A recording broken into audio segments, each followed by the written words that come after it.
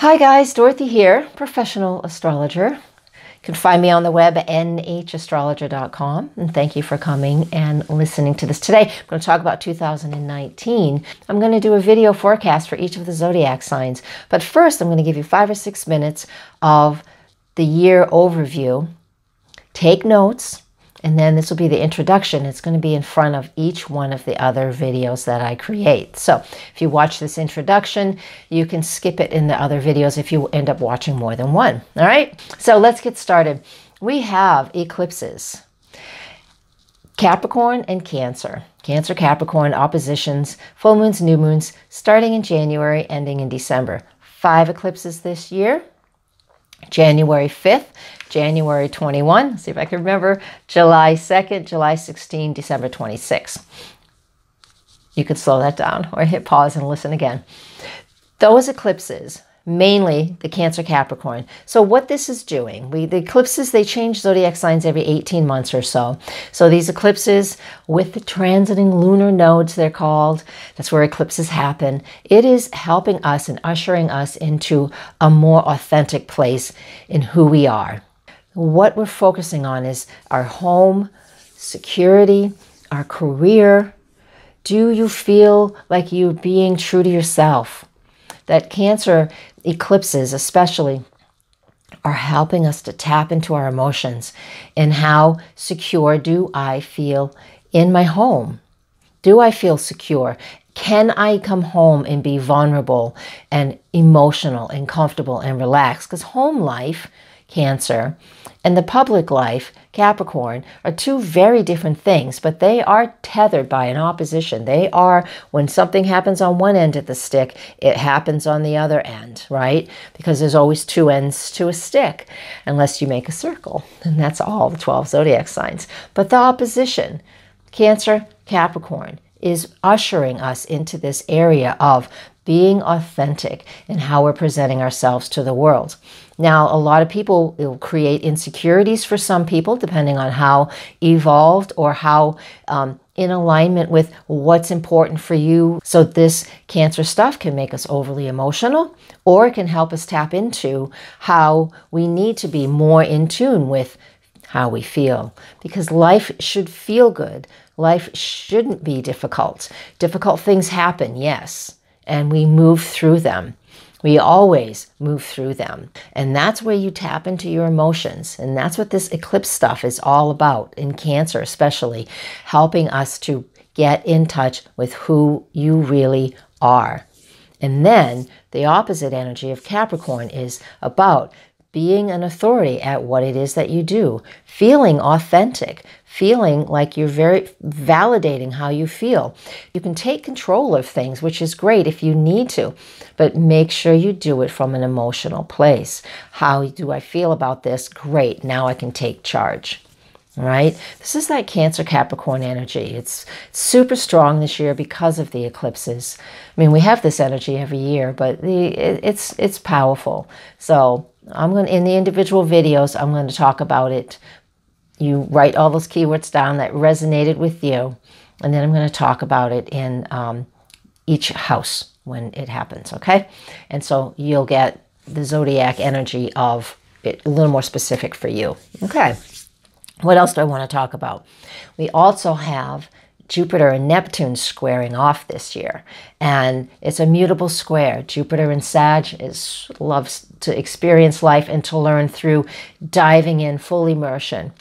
Squaring Neptune in Pisces. Neptune's been in Pisces for ages, so it's not a big deal, because it's just helping us to get into a more spiritual place for a lot of people, right? But Jupiter and Neptune in a mutable square, this is just enough tension, so it gives us motivation. Just enough, because squares aren't negative, like you'll read in some books, how they just villainize squares, but we need a little bit of tension to move us, especially with the mutable signs. So to me, this is a fantastic energy for the year. Now, the mutable square between Jupiter and Neptune will inspire us to be creative, to work on our intuition, work on our spiritual practices, things like that. And the square energy of that, and you can write this down too. Let me find my notes. Here it is. January 13th, June 16, September 21. So those 3 times is when they're exact, but they'll be playing with each other almost all year long. So that means we all have an opportunity to really tap into intuition and our spiritual and creative abilities. All right, helps us to smooth things out. Now, some people might take this and just dive off the deep end and go into their illusion and go into a place that, you know, that when we go and if we drink too much or get into drugs. So drugs and alcohol sometimes can really, people can go off the deep end with that too. But the Capricorn, especially the Capricorn eclipses and the energy there, it definitely helps to anchor us in a little bit more. Because we also have Saturn sextile Neptune this year. And with Saturn sextile Neptune, that's a fantastic anchor. I like that it's there. We actually need it because it's going to help to ground us in whatever it is we're going. So most of us don't go off a deep end into, you know, la la land. But hey, if you feel like diving in once in a while into music, I hear La La Land and I think music. You go into music, go into meditation, trust your intuition, get into painting, get into photography, whatever it is. These are the beautiful creative things we can do with Saturn sextile Neptune and the Jupiter squaring Neptune. All right, and I'll give you some more specifics in just a minute. Don't go away. I'll be right back.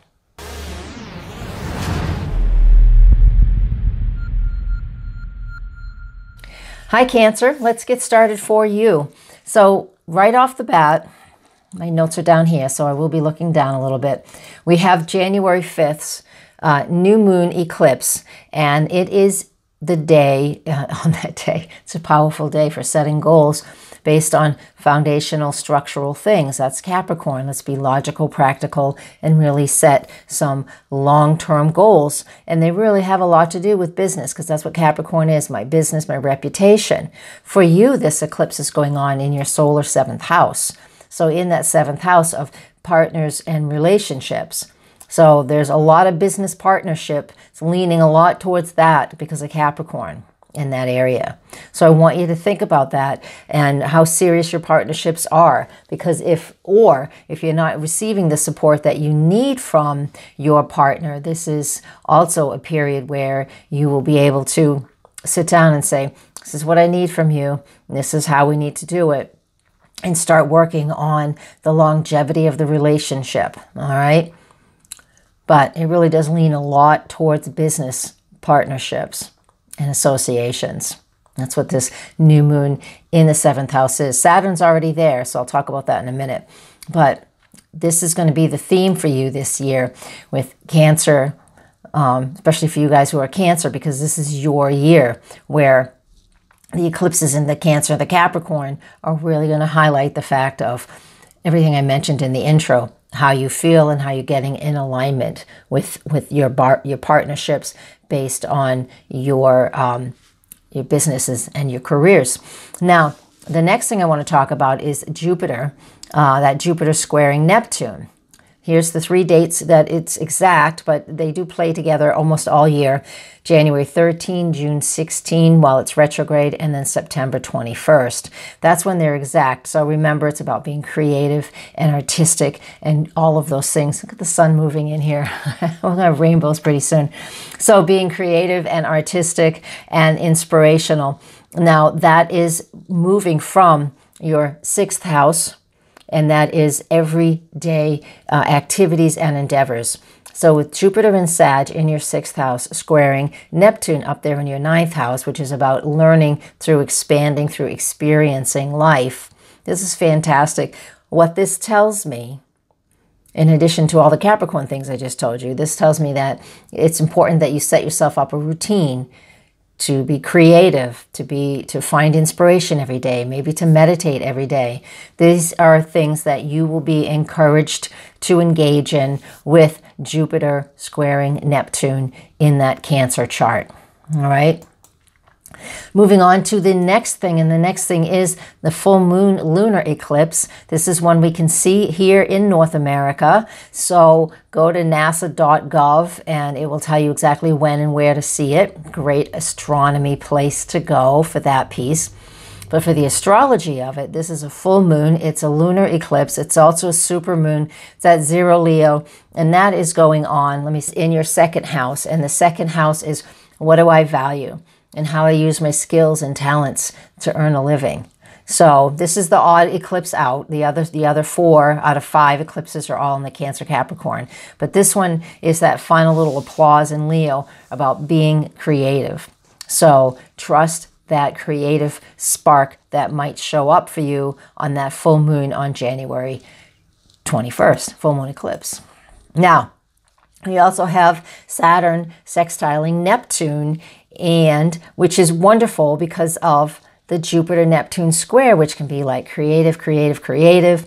It can be a little flighty. It can be just kind of all over the place. Saturn anchors this beautifully in a sextile. So the Saturn sextile Neptune, which is from your 7th house of partnerships and relationships, where Saturn is, makes this easy connection to Neptune, which can be a little spacey sometimes, but it helps to ground it out. So when we get grounded with this, and this is January 31st, June 18, November 8, we really, really need this so we can take those spiritual things, those creative things, those emotional things that we're needing to get into alignment with, like I mentioned in the intro. This Saturn energy will help us to anchor it into something very important for us. And for you, it has something to do with your everyday activities and based on, what it is that you're learning at this point in your life. Moving on to the next aspect, and the next aspect or thing I want to speak of is Uranus entering the sign of Taurus. Now, he moved into Taurus back on May 17th, 2018. So half of May, June, July, before he went retrograde. So he was in Taurus for a little while. So that means he was in your 11th house, and he's there now as of March 6th for the next 7 years. That 11th house is everything to do with groups and associations. So this is where you can become, as a Cancer, somebody who is just a little more cutting edge than you're used to. Because that Uranian energy in the sign of Taurus is very grounding, but it's breaking things apart before we can feel like we've got our feet underneath us. And it breaks things apart by us feeling like, in your 11th house, so it's about your groups and associations that you're engaged in. It's just, you might be feeling that you have too many things. The groups don't fit you anymore. Something about these transits over the next few years, and we really never know the truth of it until we get to look back, right? So just realize if you're inspired to change the groups and associations you're in and part of, or to shake them up in some way so they become a little fresher and newer, this is what you should be doing at this point in time. Now, I want to just mention briefly, we do have 3 Mercury retrogrades every single year. This year, they're in the water element of mostly they're retrograde in the water signs. This is why you come to and you subscribe to my channel, and you come and watch the weekly videos, because I'll tell you all about them in the weekly videos. It's just too much to talk about in this forecast to add little details like that. So that's the way it is. Moving on to, where am I moving on to? Jupiter retrograde. Now, Jupiter will retrograde April 10th to August 11th. I've already told you what he's all about, but I want you to be mindful that since it's retrograde in your 6th house, for the first half of the year, while it's been moving direct, you've been expanding, expanding, expanding, and now from April to August, it's time to contract a little bit, just a little bit. Jupiter's still the big dude who's going to help us grow, grow, grow. But it helps when planets retrograde, it gives us opportunities to evaluate what it is that we've done so far while it's been in a forward motion. So that's April 2nd to August 11th. In your house of your 6th house of everyday activities, your health and wellness too. It's a great place to actually have it. I didn't mention that. Jupiter in the 6th house is a fantastic place for health and wellness. So if you're ill and you're trying to figure something out, trying to figure out what's the best treatments for you, this is a fantastic opportunity to do that. Or to change your diet to become more healthy in whatever sense you need to become more healthy. Now, moving on to Saturn retrograde, April 29th to September 17th. Again, he's going to be in, this is restructuring those business relationships and partnerships. Let me make sure I have the correct chart. Yes, I do. So Saturn retrograding in that 7th house will help us to make sure we feel really solid about the people and the partnerships that we've already engaged with so far since Saturn has been in that sign, which has been over, at this point, over a year and a half now. Moving on to the next aspect, and the next aspect is July 2nd. There you go, July 2nd, and that is the new moon. Let me get the right chart up. There we go. July 2nd, that new moon at 11 degrees of Cancer, and that is in your 1st house. So this is an opportunity for you really to emotionally get into alignment with what it is you want to be. That 1st house is the face we show the world, and with a new moon in there, this is like a birthday for you. The new moon happens in each of the zodiac signs once a year, but as an eclipse, perfect for you. All right, so you're able to recreate yourself and set goals based on what your emotional needs are, because this is Cancer. Cancer is all about the emotional needs. So this is a fabulous opportunity for you. Next, we have the full moon lunar eclipse on July 16th. And that full moon lunar eclipse, again, in Capricorn, is heavy because it's with Pluto. And since it is with Pluto, this is a precursor to a whole bunch of stuff we have going on in early 2020, which isn't about today. It's another story. But this eclipse is also in that 7th house of partnerships, relationships, and the sun is in the still in the 1st house. So it's really getting into alignment with who you are emotionally and what it is you want. So go listen to the intro again, because that's really what you're getting alignment with, especially since it's 1st house and 7th house for you guys who have Cancer rising. All right, then we have Jupiter entering the sign of Capricorn. When Jupiter enters the sign of Capricorn on December 2nd, he moves into that 7th house. So that 7th house has been super highlighted this year, focusing in on what your partnerships and relationships are and those long-term commitments. All of these aspects that are happening and all of these things that are happening in your 7th house, the Capricorn area of your chart, it starts off the beginning of the year as a whisper. Hey, focus on business partnerships. Hey, focus on your commitments. And it's just getting louder and louder and louder. And once Jupiter gets in there at the end of the year in December 2nd, 2019, it gets as loud as it can get. So make sure you're taking the clues, because they're there for you. All right. And then the final aspect is the new moon solar eclipse, December 26, 4 degrees of Capricorn, also in that partnership and relationship sector. So you've got a year of focusing in on those business relationships or those committed relationships, whether you're recommitting, starting a new commitment, or ending a commitment because its cycle is over. Whatever it is for you, this is a year where you need to get into, emotionally understand who you are and what it is you need to grow and expand. And then you're going to plant those seeds throughout the year to make those solid structural commitments that you need in your life. All right, Cancer, that's it for now. Come to my website, nhastrologer.com, and please purchase your own year forecast. We can have a conversation. All right. And you can get lots of personal information, because this is super fast and super general. No, not quite general. Anyways, thank you very much, Cancer. Blessings. Namaste.